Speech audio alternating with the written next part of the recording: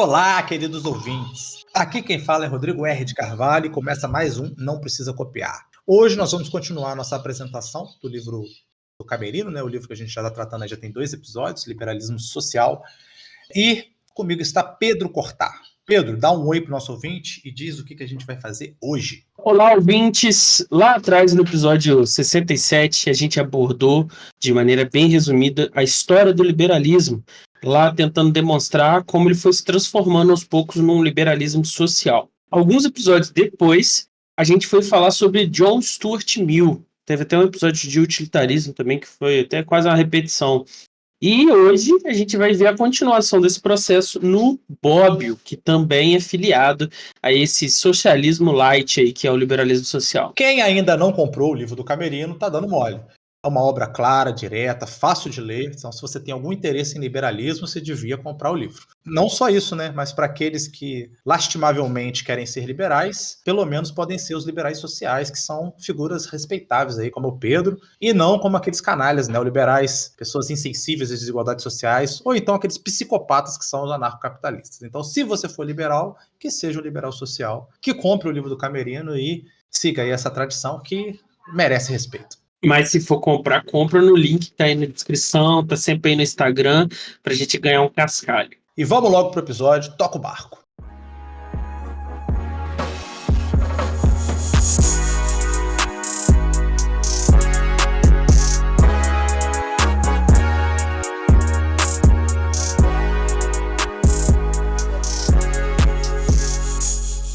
No primeiro episódio, vimos a história do liberalismo e suas transformações e modificações, se modificando de um liberalismo clássico e se tornando um liberalismo social. O essencial que a gente deve lembrar do último episódio é que a ideia de igualdade e o conceito de democracia não foram vinculados ao liberalismo desde o seu nascimento. Essa relação se deu depois com o passar do tempo. Outro elemento essencial é que o liberalismo social admite a presença do Estado em certos casos, o que acaba rompendo com o laissez-faire do liberalismo clássico. Resumindo, o liberalismo social é uma forma de liberalismo sensível às liberdades positivas. O que isso quer dizer? Ao oferecimento pelo Estado de meios aos indivíduos que não têm condições mínimas de vida. No caso do liberalismo social proposto pelo Mill, ele tinha as seguintes especificidades. Primeiro, a bandeira clássica do aumento do sufrágio. Depois, a bandeira inacreditável da reforma agrária. O papel do Estado na saúde pública e a centralidade da educação pública.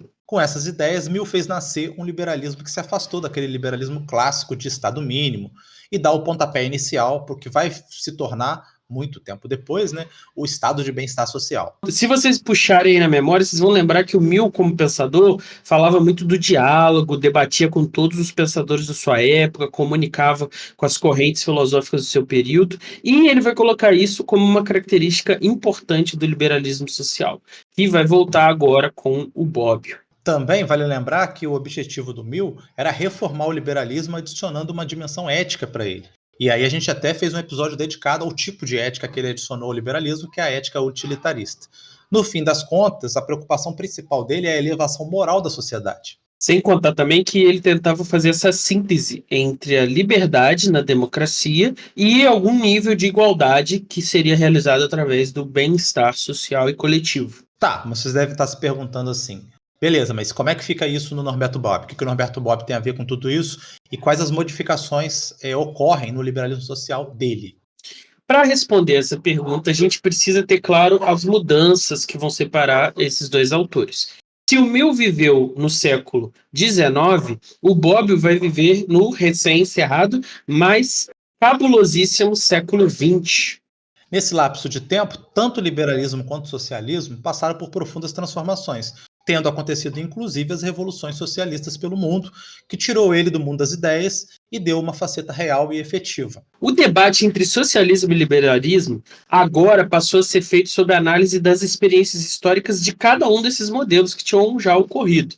E para entender o Bobbio, é necessário observar que o liberalismo e depois o liberalismo social chegaram à Itália de maneira diferente, e aí isso vai dar um novo contexto para a forma como ele escreve. O Camerino até argumenta que para entender essas reformulações que o liberalismo passou, a gente precisa olhar o Max Weber, né? Inclusive, a gente tem aí um episódio com a Ana Lívia Castanheira sobre o Max Weber, e vocês deveriam dar uma conferida nele. O Weber é um importante sociólogo liberal que analisou tanto o liberalismo quanto o capitalismo de uma maneira diferenciada. O Pedro ficou até chocado, né? Sobre a influência de Marx, Nietzsche e Kant. Olha que elenco. Tudo a ver, essa turma aí. O Weber produziu uma leitura original do seu tempo. E nessa leitura, o elemento principal que é interessante para a gente aqui, principalmente para o Bobbio, é que ele rejeita a ideia de progresso, que estava presente tanto no Marx quanto no Stuart Mill, entendendo que o processo de burocratização e racionalização, que são as marcas da modernidade, estava ameaçando o ideário liberal. O Weber vai rejeitar a possibilidade de existir algum nível de harmonia social, seja pela revolução proposta no marxismo, ou seja pelo bem-estar social produzido pelo liberalismo social do Mill. O que era fato para ele é que a sociedade é uma permanente disputa. A luta de classes, a luta entre os países, não seria atenuada por um crescimento econômico ou por distribuição de renda. Ela é um dado irremovível da realidade. E o verdadeiro inimigo era não isso, mas o processo de burocratização que ia atingir o Estado nas forças armadas, nos partidos políticos e todas as demais esferas da vida. O ponto de Weber é o seguinte: a gente precisa de um capitalismo liberal que dê condições iguais a todos, para que assim possamos produzir uma sociedade próspera, baseada na inventividade individual. Outro elemento essencial para compreender as mudanças do liberalismo social que o Bobbio vai trazer é que na Itália, a classe liberal não era constituída de industriais como na Inglaterra, mas era feita por proprietários de terra que estavam, na verdade, preocupados com a modernização do meio rural. Era um Estado profundamente católico, que não tinha passado, né, como na Inglaterra, pela reforma, e por isso não tinham separado igreja de Estado, formando uma tradição laica, como aconteceu em outros países. Sendo assim, sob essa cultura da intolerância e sob o forte poder religioso tradicional e autoritário, se constituiu uma modernização via um Estado conservador. Os liberais brasileiros iam adorar, né? Porque essa vibe aí, liberal na economia, conservador nos costumes. A nobreza, o clero e a elite econômica só embarcaram na modernização por causa de coisas como corrupção, vantagens por fora, privilégios individuais. Não existia ali aquele liberalismo de sociedade civil forte, mas sim um Estado que era loteado por grupos de poder. E isso gerou o que o Camerino vai chamar de liberalismo não democrático. Essas vão ser as configurações e peculiaridades nacionais, né, da Itália, desse liberalismo conservador, né, se a gente pode chamá-los assim. E qual que é a característica dele? As camadas trabalhadoras não eram incluídas via direitos negativos e que dirá direitos positivos. E sem valores republicanos, sem tolerância, sem direitos civis, sem participação política do povo, não é de se espantar, portanto, que esse Estado aí tenha se desdobrado no fascismo. Como a gente pode notar, então, as bases do liberalismo na Inglaterra e na França não são as mesmas bases do liberalismo da Itália. Então, aqui a gente não tem a formação de uma sociedade civil independente do Estado, não se produziu tolerância religiosa e política, não tiveram a construção e expansão dos direitos que garantem uma vida mais plural em suas dimensões culturais, sociais e políticas. É aí que o liberal-socialismo surge nesse país com o objetivo de se apresentar como uma alternativa às três opções que estavam ali na mesa: o liberalismo conservador, um socialismo autoritário e o fascismo. Nenhum desses três oferecia liberdade e justiça social. Nenhum deles oferecia as variadas formas de liberdade moderna. Nenhum deles construiu um sistema democrático. Eu só queria fazer um adendo, que agora eu fiquei pensando se alguém vai ouvir isso vai achar que eu estou dizendo que o fascismo não é autoritário. O socialismo autoritário é um tipo de socialismo, tem outros tipos que não são autoritários. E o fascismo sempre é autoritário, só para deixar claro. E é nesse contexto que vai se inserir o Bobbio e Companhia Limitada. Um tipo de liberal-socialismo vai surgir e depois ser batizado de social-democracia. Esses autores acreditavam que o socialismo com liberdade é a consequência necessária do próprio liberalismo, pois liberdade abstrata, formal, somente diante da lei, não liberta verdadeiramente a humanidade. Nesse modelo, nós temos o anseio pelo reencontro da ética e da política. Aqui, a revolução será abandonada pela democracia e pela legalidade. Então, a tolerância e os demais valores liberais não vão aparecer desconectados de uma justiça social. Nessa forma de liberalismo, nós temos o abandono daquele liberalismo individualista, que desconsidera a dimensão do outro. Nele, nós temos a responsabilização civil como ponto central da coletividade. Exatamente como a gente tinha visto lá com Stuart Mill. Isso quer dizer que no horizonte do liberalismo, a igualdade é vista como um sinal de civilização. Mesmo que o curso da história humana tenha produzido desigualdades, a ação humana racionalmente orientada pode e também deve promover essa igualdade. É justamente este liberal socialismo que vai gestar uma figura, né, da estatura do Norberto Bobbio. Ele era alto? Sabia não. Achei que ele era baixinho. Puta que pariu. Gente, eu peço perdão a vocês por essa interrupção para falar essa besteira.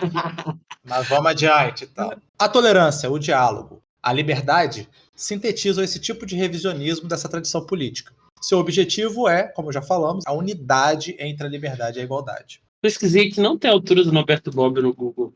Isso é importante, né? Não saber a altura dele, você nem lê. Eu, por exemplo, só leio autores que têm mais de 1,75. Para o Camerino, tanto esse era o ethos italiano do período, que até o líder do Partido Comunista Italiano, Palmiro Togliatti, é importante quando falar nomes italianos fazer a mãozinha da Terra Nostra, novela da Globo. Tanto o líder comunista defendia o pluralismo político necessário a uma democracia. O que está sendo produzido aqui é um socialismo não marxista, que tem como método o liberalismo. Isso quer dizer que as oposições, os conflitos, teriam um terreno e uma linguagem própria para acontecer, sem a necessidade do uso da violência como um recurso. Então é não marxista e não revolucionário também, né? Exatamente. E acho que uma outra diferença importante em relação ao marxismo é que o marxismo pode existir no modelo de democracia pluripartidária.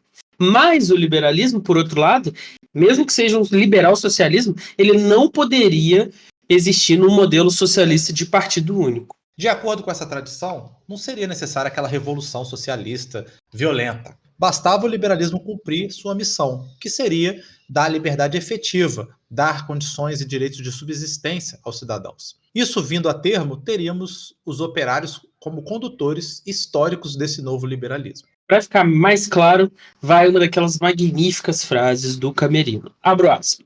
O liberalismo é um método, uma forma de organizar e regular o poder. O socialismo é um ideal, uma proposta social.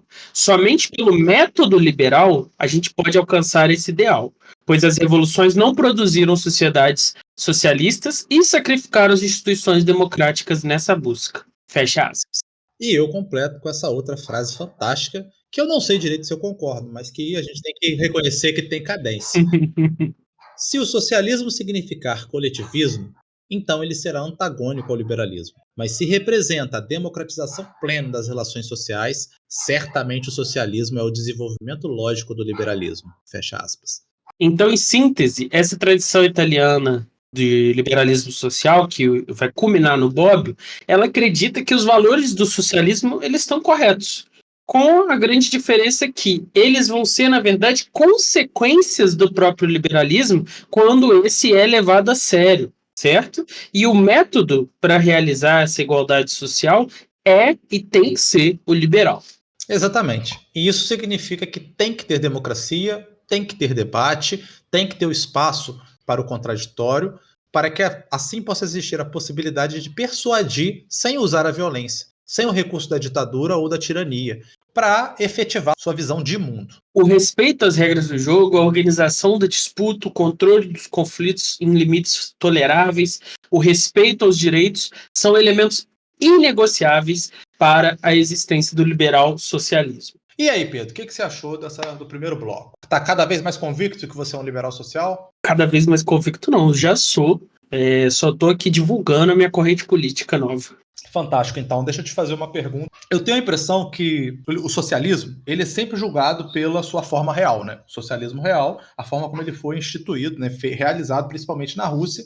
Não só, mas eu acho que é o elemento mais divulgado é lá. E quando a gente vai julgar o liberalismo, ele é sempre julgado pelas suas ideias, seu conjunto de ideias bonitas que a gente viu aqui. Eu não discordo de nenhuma das ideias liberais que apareceu aqui. Faz todo sentido, é ótimo. Mas por que a gente não julga o liberalismo pelo que ele entrega? O que a democracia liberal realmente entregou? 30% da humanidade na fome, o elemento econômico controlando as outras esferas todas. Então, por que o socialismo é julgado socialismo real mas por que a gente não faz um debate sobre o liberalismo real e o que ele entregou e não entregou? Acho que esse debate é feito, e inclusive as pessoas que defendem o liberalismo sem ser o social até, elas apontam evoluções em vários índices, né? Elas reconhecem problemas, alguns vão dizer até que esses problemas são necessários, né? Como você sabe bem, tem gente que defende que um nível de desemprego é até desejável, essas coisas assim. Então, acho que as coisas são discutidas nesse plano real, sim, eu não concordo com sua crítica, não. Agora, no caso do liberalismo social em específico, se, como você colocou aqui no nosso roteiro, ele desdobrou no estado de bem-estar social, esses episódios da história estão lá na Europa, que tem alguns estados até hoje, no Brasil com o estado desenvolvimentista, né, que é a versão brasileira do estado de bem-estar social, deu super certo, né? Enquanto estava sendo implementado, gerou renda, gerou bem-estar, gerou desenvolvimento na vida das pessoas, e aí teve o quê? Sempre alguma coisa, né? No caso da Europa, o surgimento do neoliberalismo aniquilou boa parte dessas estruturas de bem-estar social em alguns estados. No caso do Brasil, um golpe militarzinho de leve, né? Mas eu acho que ele entrega ótimos resultados dentro desse plano de ser democrático e tem isso amarrado com o bem-estar social. Você não concorda, não? Então, eu vou deixar o debate sobre o estado de bem-estar social para o próximo bloco, mas eu queria só pontuar uma coisa do primeiro, que eles debatem, eles fazem essa reflexão. Só que eu acho que, no caso do socialismo, eles invalidam o socialismo como possibilidade a partir do momento que falam, olha, teve vários problemas, por isso que ele está inválido. E o liberalismo não. Ele tem vários problemas, mas ele consegue se reformar, se por dentro eu consigo um liberalismo melhor e uma democracia melhor. Mas o socialismo não. O socialismo, como ele errou, ele deu errado, então ele não pode ser reformado. Concordo. Nesse caso, eu entendo o seu ponto. Mas, ao mesmo tempo, eles podem acreditar, né? Não é o meu caso, hein, ouvinte, mas eu estou aqui fazendo o papel de advogado do diabo. A gente pode acreditar, né? Se eu me virei agora um neoliberal, eu posso acreditar que os problemas do socialismo são muito piores do que os problemas do liberalismo. Então, tem uma frase famosa, acho que é do Churchill, né? Democracia é a pior forma de governo que existe, mas é a melhor que nós temos. Alguma coisa assim, deixa eu conferir aqui. É a pior forma de governo depois de todas as outras, né? Isso aí. Então, eles podem considerar que tem seus problemas o liberalismo, mas, em comparação ao fascismo e ao socialismo, ela é a melhor que nós temos, né? É o que eles poderiam dizer, mas eu discordo. Estou com você nessa. Uhum. Aí no próximo bloco eu quero falar um pouco sobre essas qualidades melhores, né? Essa liberdade que é a vantagem. Depois Então vamos para o próximo bloco que eu quero discutir isso. Você podou, falei meia hora, isso vai ser suprimido na edição, o ouvinte vai achar que eu sou só um defensor do liberalismo sem ser social e vai ficar aí para a eternidade essa merda. Relaxa.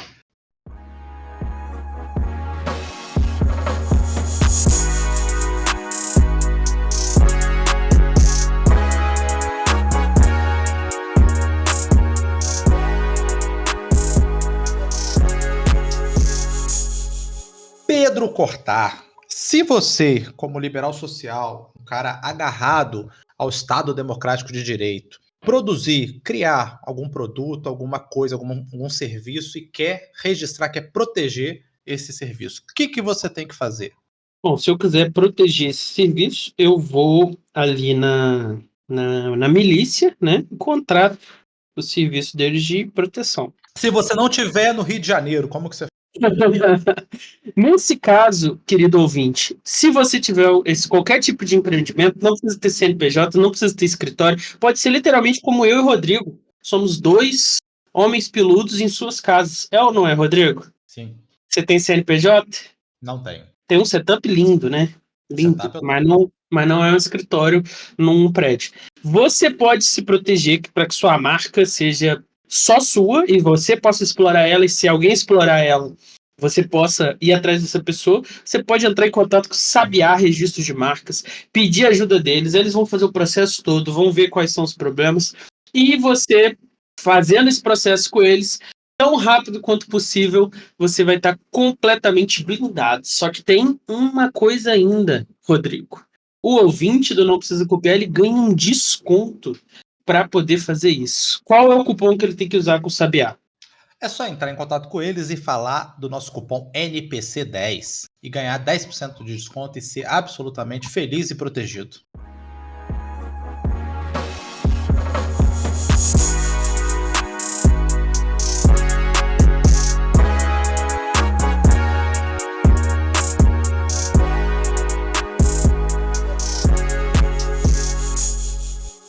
Olha só que doideira. Tá certo isso aqui, Rodrigo? O Bob começou sua carreira de docente em Camerino, uma cidade na Itália. Eu não sabia não que tinha uma cidade com o nome do Camerino. Vejam vocês, ouvintes, a importância do nosso professor. Na verdade é o contrário, não? É o nosso professor que deve receber esse nome em homenagem à cidade. Pode até ser, mas desse jeito fica muito melhor para ressaltar nosso mestre. Então, voltando para a história do Bob, ele estava lá em Camerino, lá na cidade, e não no livro do Camerino. Ele se formou numa escola de professores antifascistas, que nessa época não era só um selo para você botar na sua foto do perfil das redes sociais. Era uma formação política que envolvia militância nas ruas. Então, a concepção política do Bob ela foi forjada sob essas bases. E essas bases envolviam você colocar um liberal socialismo que se apresentava como principal oposição ao fascismo que estava no poder. E esse movimento ético-político que o Bob é formado e também depois vem a integrar, se desdobra no chamado Partido da Ação, que mais tarde, muitos anos depois, depois da Segunda Guerra Mundial, vira o Partido Socialista Italiano. Interessante, né? Criar o Partido da Inação. Que é o Partido da Inação já existe, chama Twitter. A carreira universitária do Bob foi extensíssima. E mesmo depois da aposentadoria, ele continuou a contribuir para o pensamento político, filosofia e na docência até os 75 anos. Seu tipo de produção teórica não contemplava a economia, como era o caso de outros liberais, né? Como a gente viu até no Stuart Mill. O seu foco era na política mesmo, na maneira pela qual se faz necessário liberdade e igualdade. E, mais importante, fazer isso sem lançar mão de extremismos e autoritarismos. Sabendo que os erros vão ser cometidos, né? Qualquer projeto humano vai envolver erros, mas eles têm que ser resolvidos, contornados através do debate democrático. E é exatamente por isso que o Camerino vai filiar o Bobbio na metodologia do Weber e do Nietzsche, e não na do Marx e do Hegel, porque ele não acreditava, né, que a história ela progredia, ela ia passando de uma etapa para outra necessária, fazendo sínteses políticas das contradições. Então, por ele não acreditar nesse progresso, essa força histórica do progresso, ele estava mais filiado aí a Weber e Nietzsche. A visão do Bobbio era muito pessimista, porque ele acreditava que existia uma presença insuperável do mal, uma espécie de Senhor dos Anéis ao contrário. Mas, apesar de tudo isso, ele apostava na democracia, nas regras do jogo, na disputa pacífica e sem violência, na busca da igualdade com liberdade. E a gente tá aqui falando pra caralho de igualdade, mas o que significa igualdade pro Bobbio? É um negócio que tem que ser frisado, já que existem entendimentos diferentes desse conceito, por exemplo, em relação aos comunistas. E a primeira coisa que o Bob vai chamar a atenção é que essas tipologias direita e esquerda, elas devem ser usadas com muito cuidado, pois esses conceitos não são absolutos. O próprio liberalismo tem suas gradações, como a gente está mostrando desde o primeiro episódio dessa série aqui. A gente tem o liberalismo que se identificaria hoje mais com o que a gente chama de direita, que é insensível às desigualdades sociais e não aceita nenhum tipo de intervenção estatal, mesmo que seja para corrigir situações assim, de extrema pobreza ou qualquer coisa desse tipo. De outro lado, há um liberalismo que se preocupa com a igualdade, que defende a ação do Estado, que não crê na capacidade absoluta do mercado de resolver todos os problemas. A pergunta que se faz, então, é qual? Seria esse liberalismo de esquerda?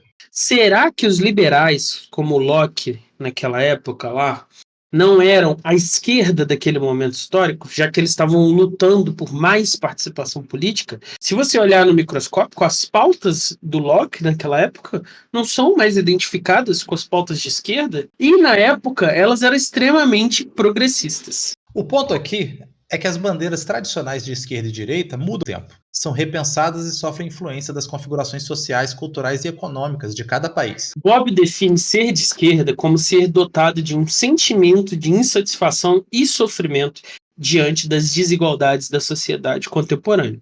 E com essa definição, mais moral do que econômica, ele permite que pensadores liberais consigam se posicionar à esquerda. A tradição do Bobbio, esse socialismo humanista e democrático, ele se contrapõe ao socialismo revolucionário do marxismo. Nessa medida, em sua leitura, os extremos se aproximam e rejeitam a democracia. Tanto o fascismo quanto o socialismo revolucionário, eles são politicamente intolerantes. E por isso eles têm que lançar a mão da violência como uma forma de linguagem. E é por isso que o socialismo liberal se coloca como terceira via. Nele, os direitos seriam respeitados e a tolerância seria a regra. E nesse sistema democrático e tolerante, a gente tem que debater a igualdade, deixando claro que igualdade para quem? Depois, se perguntar em relação a quê? E, por fim, igualdade baseada em quais critérios? Para ficar claro para o ouvinte, quem pode ser todos, podem ser muitos e podem ser poucos. Em relação a que podem ser em relação a bens, direitos, vantagens, facilidades econômicas ou posições de poder. E os critérios podem ser a necessidade, o mérito, qualquer um outro que a gente possa produzir. Mas explica isso melhor aí, Pedro. Pega, por exemplo, o Bolsa Família, uma política pública famosíssima, e até as pessoas menos antenadas em política sabem da existência do Bolsa Família e entendem que ele é um motivo aí de contenda política. O Bolsa Família, quando você se pergunta em relação a quem, é respondida com poucos, já que o programa atinge apenas 20, 25% dos brasileiros. A resposta em relação a quê seria respondido como uma vantagem econômica, né? As pessoas recebem grana, bufunfa. E sobre quais critérios, a gente pode responder dizendo estar abaixo do mínimo necessário à subsistência, no caso do Bolsa Família, certo? Um outro exemplo para vocês, o Enem, também conhecido, ele atende a todos, uma vez que qualquer um pode prestar o Enem, né, se tiver terminado o ensino médio.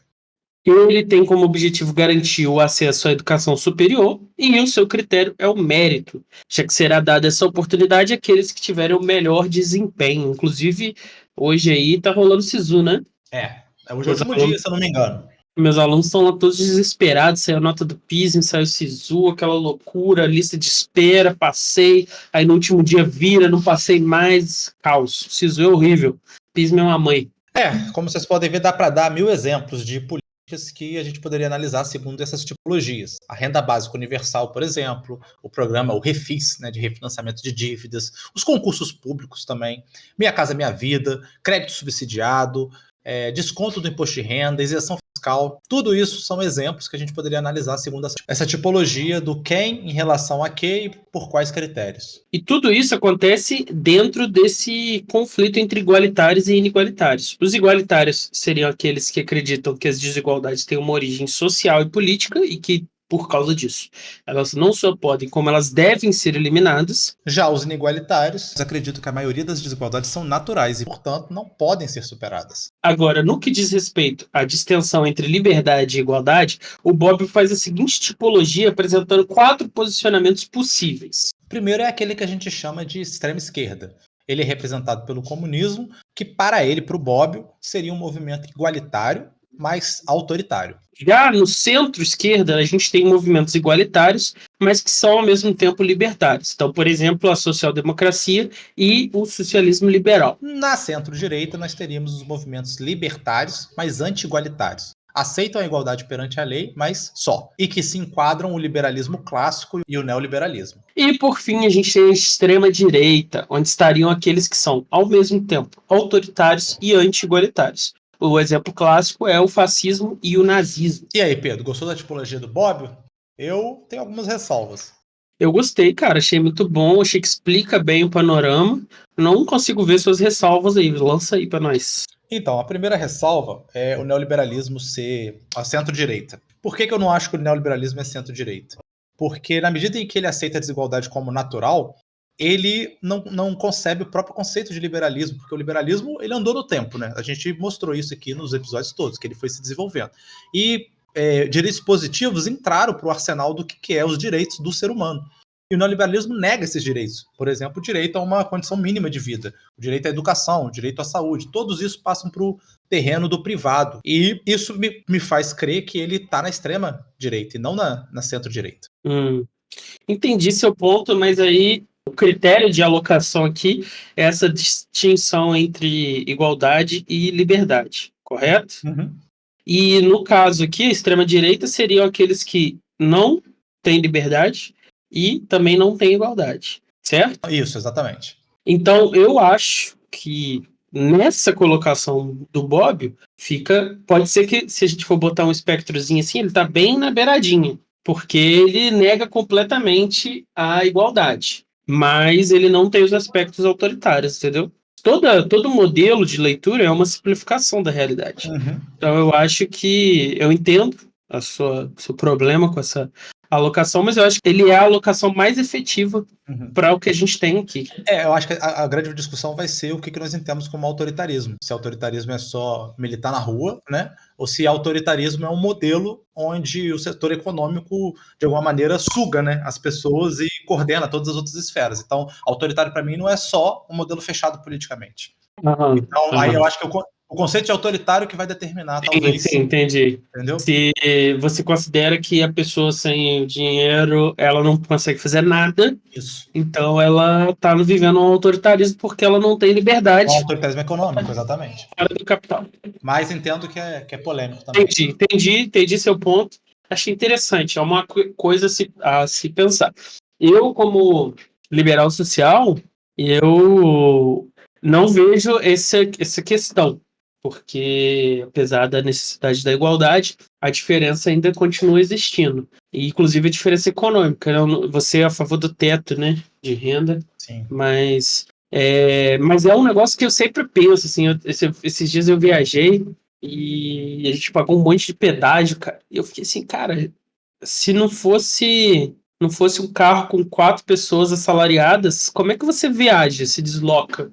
Que direito de ir e vir é esse que você simplesmente não pode? Aí você tem que ir para o outro lado. Esse é um bom exemplo, porque... E outra coisa, né? Eu acho que a pergunta mais fundamental que essa é: por que tem que ter lucro nessa atividade? A atividade de manter estradas boas. Essa atividade ela não deveria ter lucro, porque ela está ligada ao direito de ir e vir.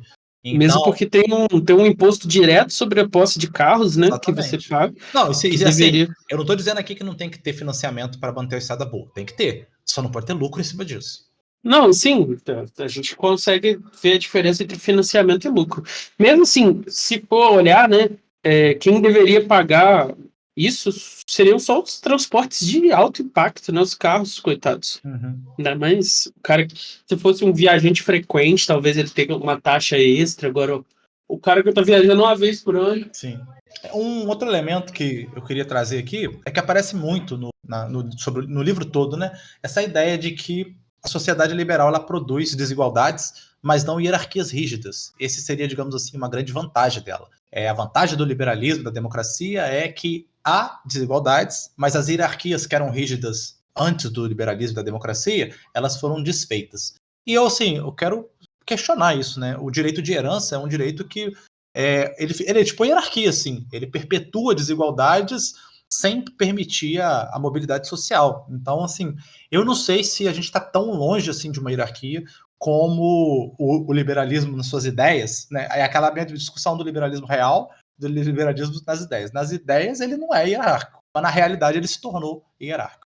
Eu me incomodo um pouco com isso, porque eu acho que tem que ter uma faixa dessa discussão. Porque, assim, o pobre não tem herança, né? Então, o pobre não envolve. Aí essa discussão, às vezes, é pautada pensando só nas grandes riquezas, nas grandes fortunas. Só que, por exemplo, transmissão dessa casa aqui, casa própria, meu pai trabalhou em escola, ficou com a casa, reformou ela toda, cuidou da mãe dele até o fim da vida e ficou com a casa. Agora, para ele transmitir, era uma casa assim, não tinha vários cômodos que tem hoje, a casa não era de alvenaria, ele foi colocando alvenaria. Então ele trabalhou, ele juntou, ele investiu, e aí a transmissão disso é tipo 10, 15 mil reais quando ele morrer, no inventário, mais as custas, mais um monte de coisa. Tu pedir para uma pessoa, logo quando o pai morreu, pagar um valor desse, é absurdo. Mas ao mesmo tempo, se esse imposto, né, de herança que tem, acho que é 4, né? Eu acho que é de 4 a 8%. Ele, para uma grande fortuna, ainda mais uma que envolva coisas que a pessoa pode pegar esse dinheiro emprestado com juros baixíssimos, porque ela tem o colateral. Isso aí pode ser aumentado tranquilamente, né? Porque para ela é insignificante 4%. Os investimentos dela vão render lá mais de 10% por ano. Então, para ela pagar aqueles 4% ali é um negócio tranquilo de fazer. Ela pega uma linha de crédito, nem vende nada. Só que para a classe média, porque a gente não é paupérrimo aqui não, classe média já, porque estamos todo mundo trabalhando e tal, meu pai é aposentado, mas para a classe média uma porrada dessa, 15 mil, logo depois também Muitas vezes você das nem tem, custas né? funerárias, não tem uma coisa dessa, assim. Uma porrada dessa logo depois dos custos do funeral, às vezes a pessoa ficou doente, ainda teve esses outros problemas. Isso, eu acho que essa discussão é essencial, concordo com você, mas ela tem que ter um teto, assim, e eu acho que esse teto tem que ser até alto, porque, por exemplo, especulação imobiliária, você pode explodir o valor de um imóvel que não é um investimento, né? Mas ali na área está tendo especulação, aí ali pro IPTU, pro mercado, aquele imóvel vale X, mas aquela pessoa não tá com aquilo ali para vender, é a casa dela, entendeu? Eu acho que Então, você pegou o ponto que eu queria falar, né? Uma coisa é a casa que você mora é um uhum, investimento. Então, eu acho que ela tinha que ficar de fora. É claro que, mas você tem 150 mansões. Aí fica diferente. Eu acho que o critério renda e patrimônio ele tem que estar sendo discutido. Não pode ser igual tipo, 4% para qualquer um, que é o que você está apontando, né? Inclusive para o cara que tem uma casa só, que é a casa dele que ele vive, e se ele não pagar esses 15 mil agora, ele não tem casa para viver, ou ele fica irregular. Então, tá errado isso. Esse daí é o meu ponto do momento anterior. O liberalismo, ele nunca é julgado pelo real. Né? Eu queria só que a gente fosse honesto e julgasse o liberalismo real. O liberalismo real produziu concentração de renda bizarra. O liberalismo real produz comida suficiente, mas não alimenta 10% da humanidade, que passa fome. Então, o liberalismo real produziu também tragédias, como o socialismo real produziu. E eu acho certo indicar as tragédias que o socialismo real produziu. Mas eles não indicam a que o liberalismo real produziu, que a democracia liberal produziu. Então, esse é meu ponto, a questão de equilíbrio na avaliação das duas coisas.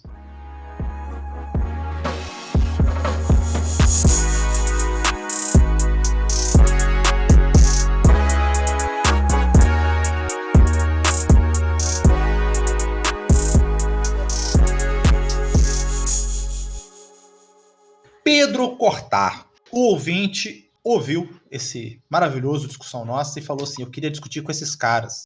Eu queria participar de um grupo com esses caras. Como que o ouvinte pode participar do nosso grupo do Telegram?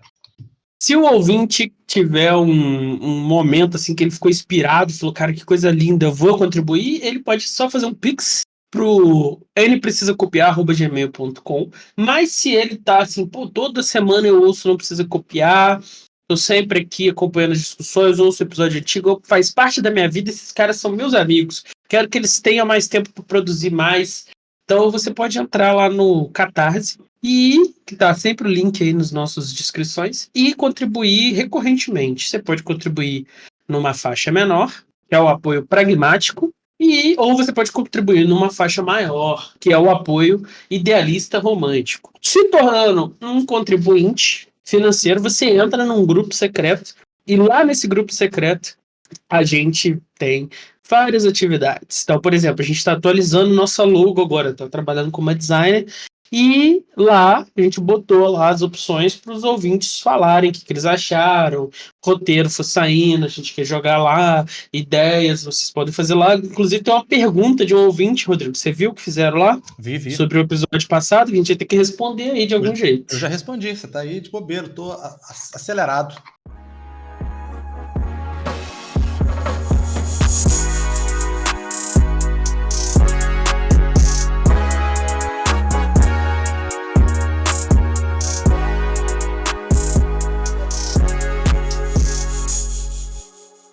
Agora, no último bloco, a gente vai ver o que o Bobbio pensa sobre o Estado. Esse vilão para uns, herói para outros. Qual é a função do Estado? E para entender isso, a gente tem que seguir um fio que começa lá no John Locke. O Estado, na concepção do Bobbio, deve organizar juridicamente o conflito. Então ele não pode tomar partido desse ou daquele lado. E isso valia no liberalismo clássico para a religião e vai valer aqui também para a política. Assim, não se desenvolveria nenhum Estado teísta, que persegue as outras religiões, e nem uma ditadura, seja uma ditadura da burguesia ou uma ditadura do proletariado. Então, a separação dos poderes vai surgir como uma medida de repartir e equilibrar a balança do poder, buscando aí mitigar o uso abusivo desse. O ponto aqui é tentar estabelecer os limites de atuação do Estado. E se a gente vê a história do pensamento político, né, ela demonstra exatamente essa constituição evolutiva do Estado. No princípio, ele garantia só a vida, né, naquele absolutismo do Hobbes. Depois, ele começou a ser limitado pelos direitos naturais, expresso pelo contrato social, e depois dividido entre executivo e legislativo, como colocou Locke na sua monarquia constitucional. E isso vai acabar na demanda por expansão da participação dos demais atores sociais, tal como a democracia lá do Rousseau. O Camerino chama a atenção que antes do contratualismo, a filosofia política era excessivamente pautada por um olhar do Estado para o cidadão. Eram estabelecidos os deveres, as virtudes, as funções. A ideia de direitos, sejam positivos ou negativos, não tinha uma presença tão evidente. Ele vai citar como exemplo a educação espartana ou da utópica República de Platão. Nesses dois modelos, o cidadão pertence ao Estado e é por ele forjado. O Estado guia todos os aspectos desse indivíduo. E o Estado passa a ter uma função ética de produzir um humano ideal. Isso acaba aniquilando o espaço da individualidade. No contratualismo, essa perspectiva se inverte. E agora não é mais um olhar do Estado, mas do cidadão para o Estado. Quais são seus direitos? Como eles serão garantidos, protegidos e efetivados? Nasce um indivíduo singular que tem direitos naturais, que a gente também já falou sobre isso aqui, né? O justnaturalismo. Esses direitos naturais, eles são anteriores ao Estado e por isso se colocam acima dele. Lembrando que a gente tem 2 episódios sobre esse tema, né? Tem o episódio de liberalismo clássico e o episódio de contratualismo. E lá vocês podem conferir como funcionou esse justnaturalismo e o justpositivismo. Inclusive, ficou muito boa a diferenciação do Rodrigo. Então, dessa forma, o Estado liberal ele vai diferir, né? Que os conservadores, os reacionários ou os marxistas querem construir. Pois esses três, eles acreditam, por motivos e valores diferentes, claro, né, que o todo deve se sobrepor à parte, que o indivíduo tem que ser apenas um tipo de engrenagem do Estado e da sociedade. Para o Camerino, qualquer modelo antiliberal é necessariamente anti-individualista. E isso é o primeiro passo que leva ao autoritarismo.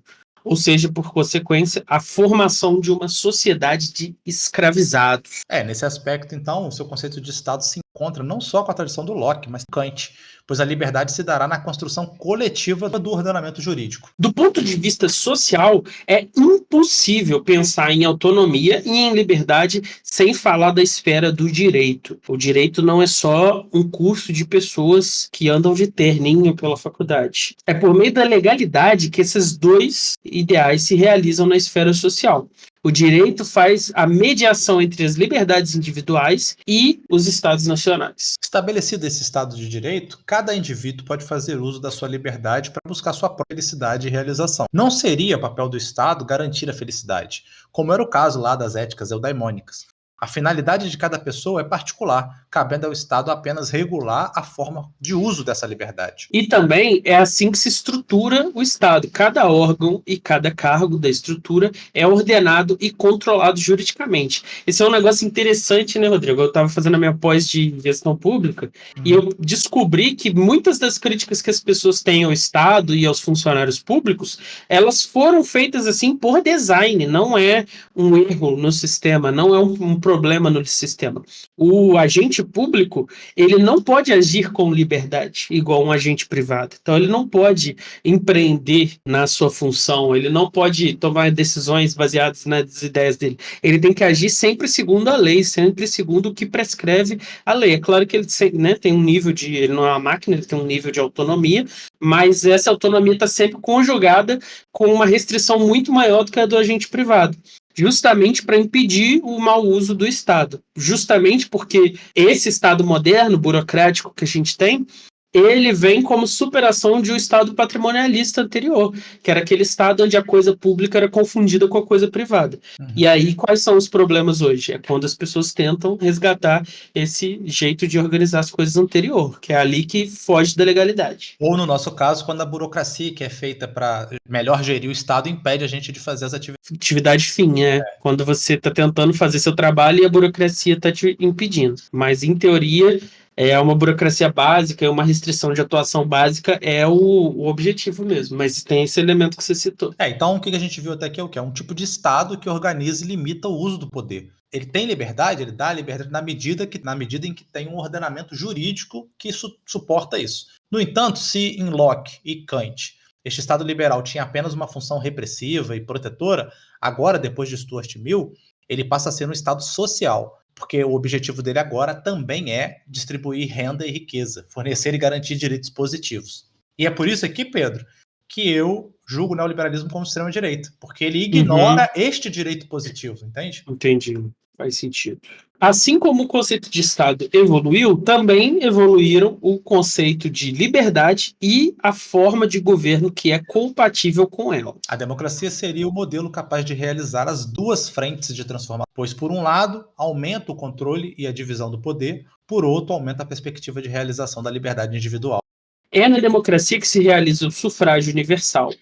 As associações da sociedade civil, como por exemplo os sindicatos, que vão servir de base para os partidos de massa. Do ponto de vista formal e político, a democracia seria o modelo que realizaria o novo passo da humanidade. Passo esse que tornaria compatível liberdade e igualdade. Mas o Bob também faz uma reflexão que é a seguinte: existir uma democracia política não é condição suficiente para que a sociedade seja substancialmente democrática. Isso quer dizer que de nada adianta votar para eleger o governante se todas as outras esferas da sociedade continuam não democráticas. E é aquela treta que tem em relação ao Getúlio, né, Rodrigo?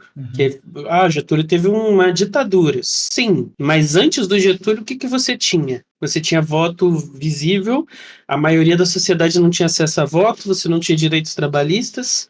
Então, sim, era uma ditadura. Porém, e os outros elementos que constituem uma sociedade democrática? Eles não entram na conta? Eu acho que por essa tipologia aqui a gente podia dizer que o Getúlio tentou produzir uma democracia social ou econômica, mesmo colocando em risco a democracia política, né, que não existia. Outra coisa que a gente pode trazer para essa questão é olhar para o próprio processo eleitoral democrático. Ele não é virtuoso por si só, né, já que a influência do poder econômico é majestosa. Então, o candidato que tem mais dinheiro, se não tiver nenhum tipo de freio, contrapeso, compensação, ele vai ter uma vantagem nessa corrida eleitoral gigantesca. Então, às vezes, as pessoas têm uma discussão. Eu, antigamente, como bom liberal que sou, era contra o financiamento público de campanhas, contra o famoso fundão. Mas depois eu fiquei pensando nessa questão, né? Aí, então, quer dizer que só os candidatos que tiverem bufa ou que tiverem pessoas com dinheiro vão poder concorrer? Aí, uma coisa que era colocada pelas pessoas que são contra é, não, mas o partido de massas pode se organizar para várias contribuições pequenas das pessoas, né? Mas, ao mesmo tempo, se não tiver um teto e não tiver uma base, isso fica muito distorcido e o dinheiro impacta. Concorda? Com certeza. É essa briga entre democracia econômica e democracia política, né? Apesar de todas essas nossas críticas, só para vocês terem organizado quais são as características do regime democrático segundo o Bob: transparência, visibilidade, eleições periódicas, livre debate, decisão a partir da formação de maiorias, tolerância e convívio pacífico. Isso tudo, essas coisas permitem a passagem do reino da violência para o reino da não violência. A Declaração dos Direitos Humanos e o seu desenvolvimento marcam uma nova fase da humanidade na medida em que se tornam síntese das conquistas que foram realizadas até aquele momento. E o Bob vai entender esse momento, essa evolução, em 4 etapas. A primeira etapa sendo o reconhecimento do valor da pessoa humana, sua inviolabilidade e liberdade. As outras 2 etapas são a generalização, baseada na igualdade, que é promotora de uma não discriminação, e a internacionalização, que vai unificando toda a humanidade debaixo de um mesmo guarda-chuva. E a última, a 4ª, é sua especificação, cuidar do ser humano em sua situação. É ter um olhar específico para certas características, por exemplo, de mulher, de criança, de idoso, de doente mental, de deficiente, de raça, de minorias sexuais. E agora, no seu mais novo desdobramento, a gente vai incluir proteções às gerações futuras, por exemplo, nas pautas relacionadas ao meio ambiente e os direitos dos animais. Com isso, Bob quer dizer que essa é uma construção histórica. A democracia e os direitos humanos de constante aperfeiçoamento. Elas demonstram uma evolução moral, jurídica, política, cultural e social da humanidade. A compatibilidade entre igualdade e liberdade vai acontecer no registro de um encontro da democracia com o liberalismo. E uma igualdade perante a lei, somada a uma igualdade de direitos, a uma igualdade de oportunidades e de pontos de partida, é o produto dessa relação. Para o Bobbio e também para o Camerino, qualquer processo igualitário que for além desses critérios produzirá uma deterioração da liberdade. O que separa uma concepção liberal social de uma socialista ou comunista é que esses dois últimos, eles entendem que o desenvolvimento da sociedade e da comunidade em seu conjunto é mais importante que o desenvolvimento de indivíduos particulares. Para os liberais, o desenvolvimento da personalidade singular e individual é o que mais importa, sendo o desenvolvimento da sociedade um produto derivado desse primeiro desenvolvimento do indivíduo. Só um adendo aqui, você concorda com isso, Pedro? Você acha que o desenvolvimento do indivíduo, em qual lugar você está aqui? Cara, eu concordo com a crítica de que é muito absoluto essa questão do desenvolvimento social. Você não está pronto para dar um passo socialista. Mas eu não acho também que o desenvolvimento individual tem que ser levado em consideração no sentido assim, são 200 milhões de indivíduos, né? Essa conta não fecha. O meu desenvolvimento individual não ganha do desenvolvimento individual. Eu acho que são esferas de atuação, né? Então, tipo assim, no que diz respeito a eu, você, minha família, as pessoas próximas a mim, isso vai entrar na minha conta. Eu não sou igual você que tem a dívida com o povo brasileiro, entendeu? É tipo assim, o que eu posso fazer em relação à minha vida, à minha família, aos meus amigos, aí depois a minha comunidade, e depois a humanidade em geral, certo? Sim. Então eu tenho esses níveis de atuação. Mas no ponto de vista do Estado, meu irmão, a minha casinha aqui, ó, vamos fazer um túnel para passar um trem aí. Ah, não quero sair daqui. Não, o túnel é mais importante porque vai fazer o transporte das coisas para o porto. Toma aí sua indenização num valor justo e vamos te ajudar a se alocar, mas faz parte. Mas o debate do sofá, né? Lá do CA, você lembra? Não. Que a gente queria trocar o sofá do CA. Aí uma menina falou, mas eu perdi minha virgindade nesse sofá. Aí a gente ficou assim, pô, mas a gente tá com dinheiro, esse sofá todo arregaçado, todo sujo. Se você quiser, você pode levar o sofá pra sua casa e ficar com ele, mas assim, o valor de ter uma sala de CA bonitinha, organizada, onde as pessoas possam ficar tranquilas, é maior do que o valor individual da minha memória, né? Eu acho que é nesse sentido, assim. Entendi. Só para o ouvinte saber, a gente perdeu, tá? O sofá velho ficou. Até hoje lá. Votação democrática. A democracia, como é a frase, a democracia é uma delícia, mas tem seus custos.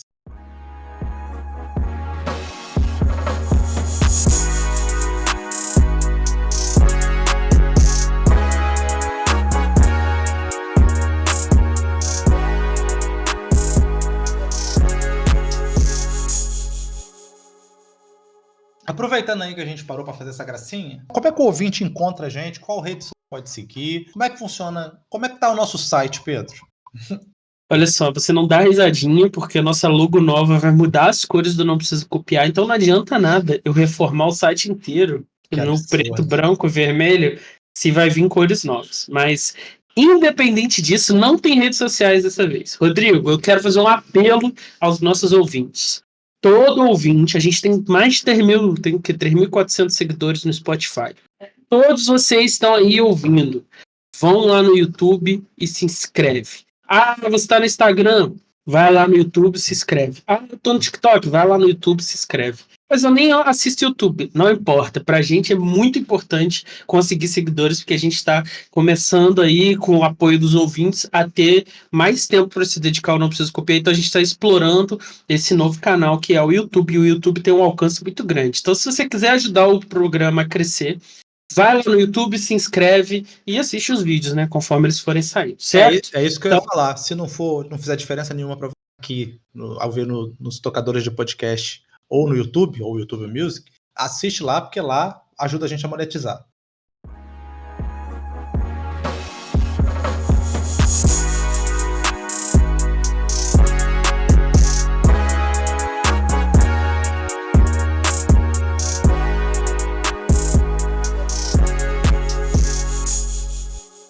Então Então, o que a gente viu até aqui, Rodrigo? O Bobbio se filiou a uma tradição que propõe uma combinação entre o liberalismo e o socialismo.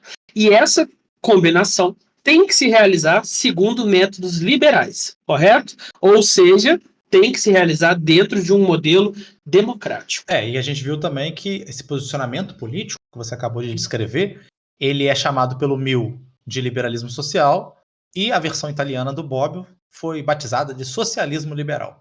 E esse seria um liberalismo de esquerda. Então, um socialismo não marxista que não consegue fechar os olhos e cruzar os braços diante das mazelas sociais.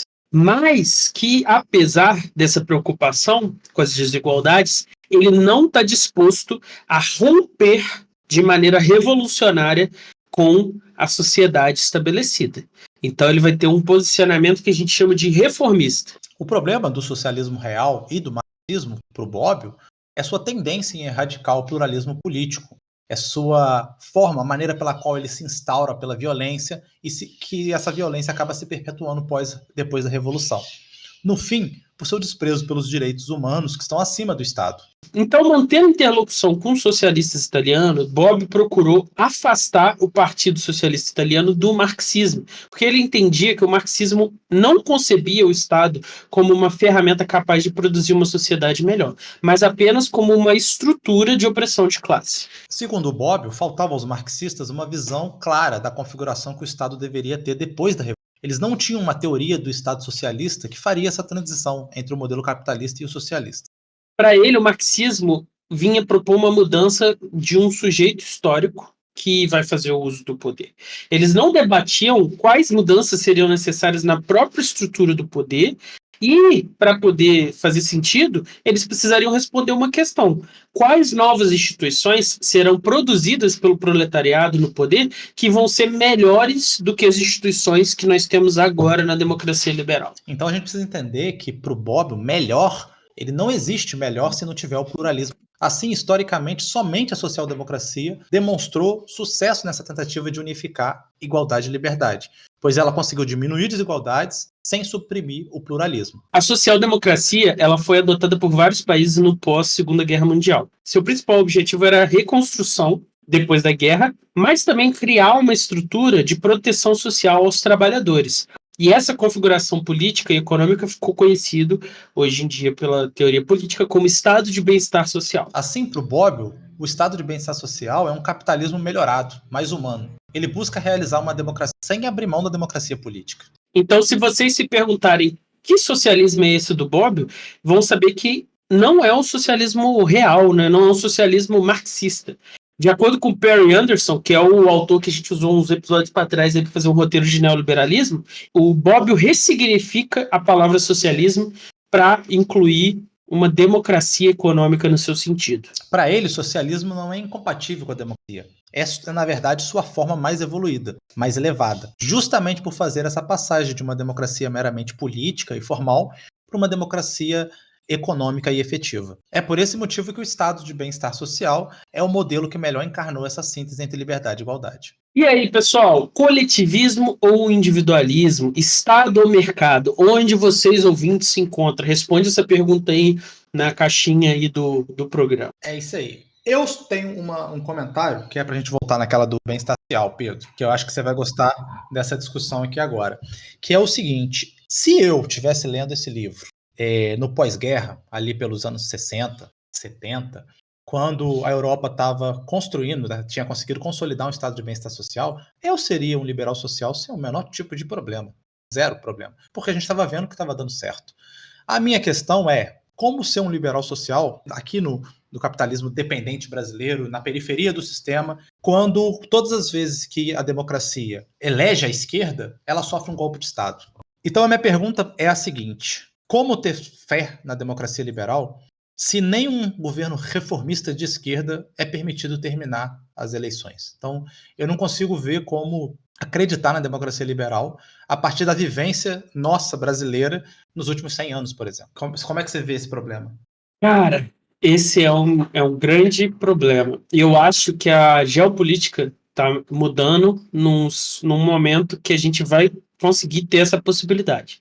Meio termo, né, entre o eixo dos Estados Unidos e o eixo chinês com esse liberalismo social, e principalmente pelo Brasil, na via do Brasil, porque a gente está bem posicionado no BRICS, e os Estados Unidos estão nessa distensão com a China, a Europa está com essa distensão com a Rússia e a China, só que eu não acho que eles vão querer perder um ator, né, um player grande como o Brasil nesse jogo geopolítico, e o Brasil sempre foi muito bom em articular isso. Mas, historicamente, que foi a questão que você propôs, eu concordo com você, só que, ao mesmo tempo, né, a questão lá das quais instituições o socialismo vai oferecer que são melhores que as instituições da democracia liberal. A minha pergunta é, quais regimes não democráticos, nesse eixo que você falou, também puderam avançar nessas pautas, certo? Então, esse é o grande problema, né? Eu acho que a questão é uma questão geopolítica, mais do que eu acho que tanto um quanto o outro teriam sua relevância, porque o nosso problema é um problema de desenvolvimento, né? Então, seja por vias democráticas, seja por vias não democráticas, a questão, porque a gente citou o Getúlio nesse programa e tá lá, 1 tonelada de ferro extraído e vendido, ele vale 7, 8 vezes menos que 1 tonelada de aço que passou por uma siderúrgica. A tecnologia de produzir aço é centenária, certo? Produção de siderúrgicas, a gente já tem há vários anos, décadas. Então, essa que é a questão. Então, acho que a questão é como geopoliticamente vai ser possível desenvolver. Mas acho que todo mundo concorda que essa visão neoliberal de desindustrialização, de desproteção, realmente ela só está regredindo nesse aspecto, né? Sim. Um outro elemento, assim, que a gente já citou aqui, e eu só quero marcar, né? Por que a minha diferença? Porque eu acho que as pessoas levantam bandeira de, eu sou isso, eu sou aquilo outro, mas o importante é explicar o porquê, né? Eu estou tentando me explicar por que o liberalismo, para mim, não, eu tenho cada vez mais me tornado mais radical ao liberalismo e mais oposto ao liberalismo, não o liberalismo enquanto suas ideias, mas enquanto o que ele tem oferecido concretamente.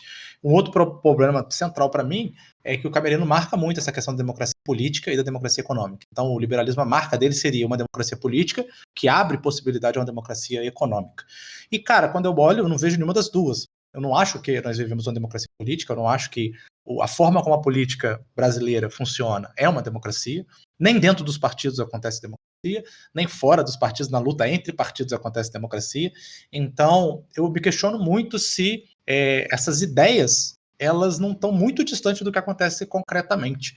E talvez elas sejam mais presentes no capitalismo central, na Europa, mas nos capitalismos periféricos a coisa é bem mais feia do que a teoria apresenta. Sim. Então, eu não consigo ter essa concepção de que, nossa, realmente a gente tem que se abraçar a ser liberal, porque ela está oferecendo uma democracia política e uma possibilidade de democracia econômica. A gente olha, sei lá, vou pegar um dado só, o salário mínimo brasileiro, ele é o pior da América Latina. Então, assim, e nós vivemos uma democracia liberal desde os anos 90. Então, como assim? Ele é o pior da América Latina, a gente sendo o maior país da América Latina, o mais forte economicamente, a gente tem o pior. Como é que a democracia liberal brasileira não consegue oferecer, no mínimo, uma coisa compatível de ser a maior economia e ter o melhor salário mínimo da América Latina? Então, assim, essas coisas têm me afastado muito dessa crença na democracia liberal. Eu concordo, nisso eu concordo, mas eu não vejo como... Eu vejo como uma necessidade de reforma, mas eu concordo em gênero, número e grau, porque, cara, é coisa tipo assim, tem uma lei na Constituição de Minas Gerais e o governador não cumpre, simplesmente. Que democracia liberal é essa, né? Tá lá a lei. Porra, os sindicatos dos professores lutaram lá atrás para passar essa resolução, entrou na Constituição do Estado e simplesmente não é cumprida. Aí o cara não cumpre, o governador de direito, a Assembleia não faz nada sobre isso, o Judiciário não se manifesta contra esse descumprimento. Pô, achei que a parada toda da democracia liberal era essa, não é isso, Rodrigo? Mas esse é o meu ponto. Quer dizer, então, o que isso mostra para mim? Que o direito... Aí, se ele quiser remover da Constituição, é possível, não tem esse mecanismo? Ele não pode juntar os deputados, votar e remover? Pode. Então, é tipo assim, que democracia liberal é essa? Então, o que isso mostra para mim é que o que interessa mesmo não é o direito, é o poder político. Então, para isso que tem me afastado dessa concepção legalista, porque, na real, a legalidade ela só é legalidade quando é do interesse de quem está no governo, quando está com o poder na mão. Porque quando não é, ela simplesmente é descumprida, ela é revisada. Então, vira uma manipulação. O direito não é essa esfera neutra de equalizadora que no Tratado de Teoria Política do Liberalismo aparece. Ele é um instrumento também de poder. Eu queria adicionar aquele elemento que o próprio Bobbio cita em relação à Itália. Eu acho que nisso os paralelos Itália-Brasil são muito, muito bons da cultura. A existência de uma sociedade democrática não significa só a existência de um sistema político formalmente democrático. Existe a questão da cultura democrática também, que a gente pode se perguntar se o Brasil amadureceu essa cultura. Mas eu acho que você tem um ponto na sua crítica.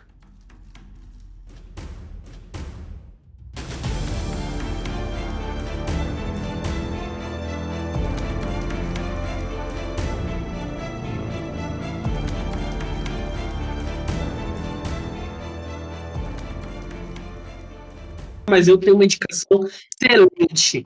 Segunda metade do século XX, Itália. Vivendo na reconstrução no pós-Segunda Guerra Mundial, nas distensões entre elite econômica, comunistas, máfia. A gente tem a excelente tetralogia napolitana da Helena Ferrante. Eu só li o primeiro livro, estou falando da tetralogia porque é um conjunto, então a gente vai recomendar aqui o primeiro livro. É magnífico. Você acompanha um grupo de pessoas, começam crianças, num bairro pobre de Nápoles, e elas estão ali se desenvolvendo, e cada pessoa está seguindo seu caminho. Então eles começam todos numa escolinha lá, básica, só que nem todo mundo continua o processo educacional, Rodrigo. Uma menina vai estudar, outros meninos vão, a outra vai virar verdureira, a outra vai virar lavadeira, só que eles continuam naquele bairro, eles continuam se conhecendo, então você vai vendo como a sociedade se desdobra nesses diferentes papéis sociais que essas pessoas vão assumindo, e você vê um pouco dessa sociedade que o Bobbio tentou descrever. Então, recomendadíssimo. E a série que tem da HBO, a série não chama Tetralogia Napolitana, tem o nome do primeiro livro, que é A Amiga Genial. A série é excelente, a série é maravilhosa, a série é de altíssima qualidade. Recomendo, então, para quem gosta de ler, o livro, e para quem não gosta de ler, a série. Fantástico, fiquei até curioso. Tão exaltado que você ficou. Cara, é muito bom, nossa senhora. Eu tô doido que a Isabela vai me entregar o livro 2 esse final de semana, eu vou ler vorazmente. Ouvinte, tô sem criatividade para indicação hoje. Fiquem aí com essa magnífica Pedro e com a indicação do livro do Camerino, né? Que o próprio livro é a mais importante. Não podemos deixar de indicar. Então é isso, Pedro Cortá, se despeça dos nossos ouvintes. Tchau, tchau. Valeu, adeus.